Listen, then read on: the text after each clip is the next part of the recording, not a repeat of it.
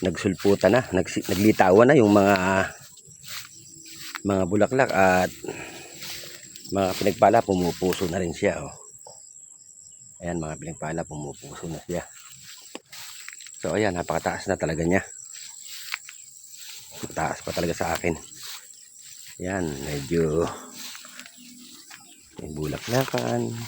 Talagang pumupuso ng mga pinagpala. Siguro maglalaan na ulit tayo ng puhunan para makapaglagay na tayo ng triple 14 pampabunga, pampayabong ng bunga. Ayan, mga pinagpala, oh. Tinatas ko na yung cellphone ko kasi ang tatangkad. Ito mga pinagpala, yung unang pitak na dating nakikita pa natin talaga dati. Palagi yan, may mga puso ng mga pinagpala.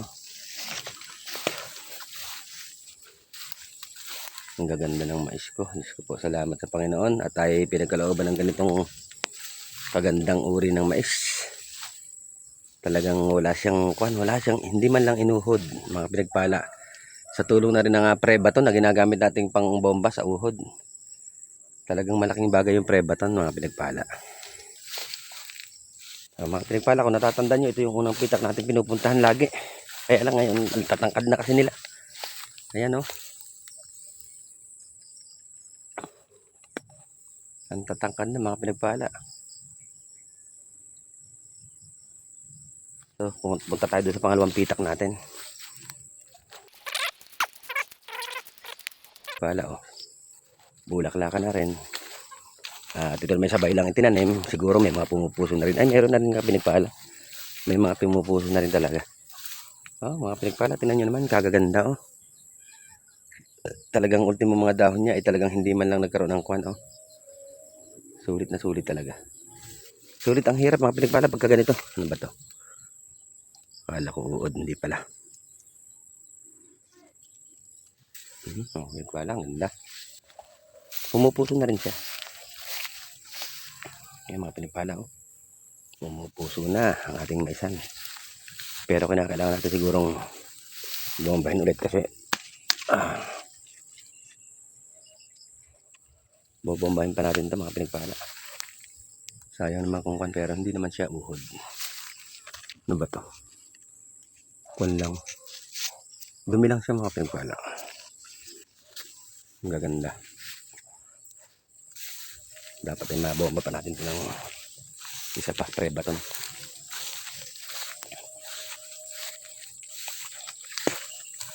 Mga pinagpala, hindi na natin matatanaw ito ng mula dito hanggang kabila. Hindi na natin kayang tanawin kasi nga ang lalaki na niya. Yan, oh. Kaya mga pinagpala, ang gagawin natin, ikutin na lang natin to kasi hindi na matatanaw at tatangkad. So, dito na tayo dadaan sa daanan talaga.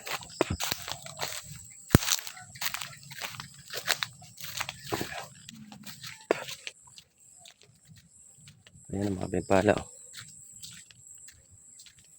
Ikutin na natin. Tsagain na natin ikutin para makita nyo rin, mga pinagpala. Para makita nyo rin yung itsura.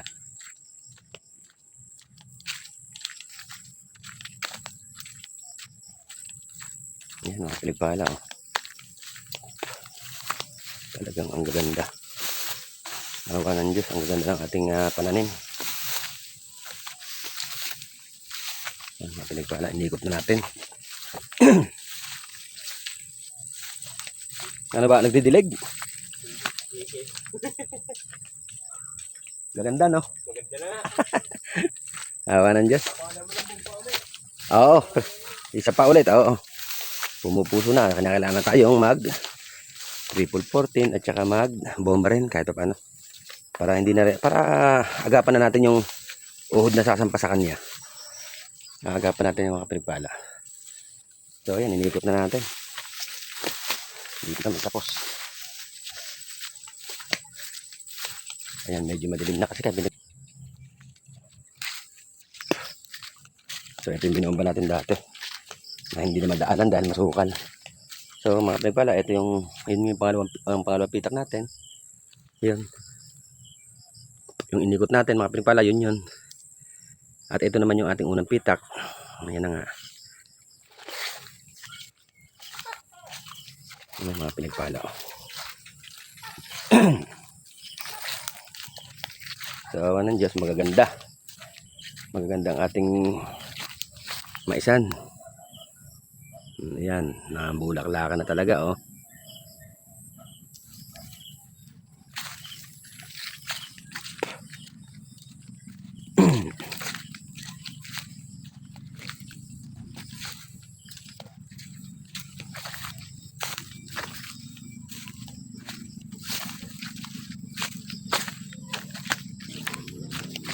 Ayan, oh, may pala, oh. Lawak, no?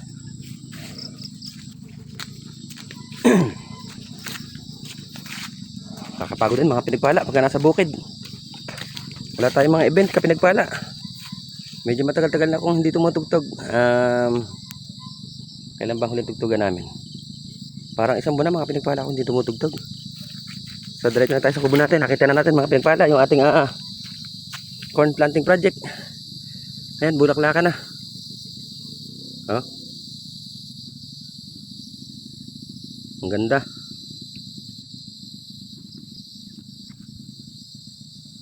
Awa ng Diyos.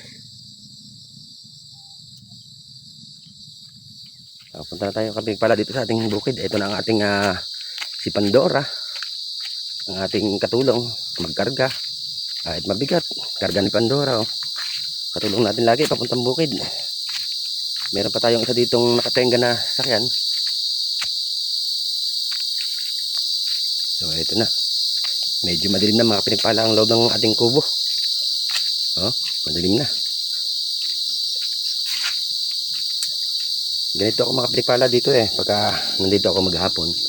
Gabi na ako umuwi kasi marami din mga kasing ginagawa dito. God bless po sa inyo lahat mga pinagpala at salamat sa panonood. Hanggang sa susunod na vlog ko ulit mga pinagpala. Maraming salamat.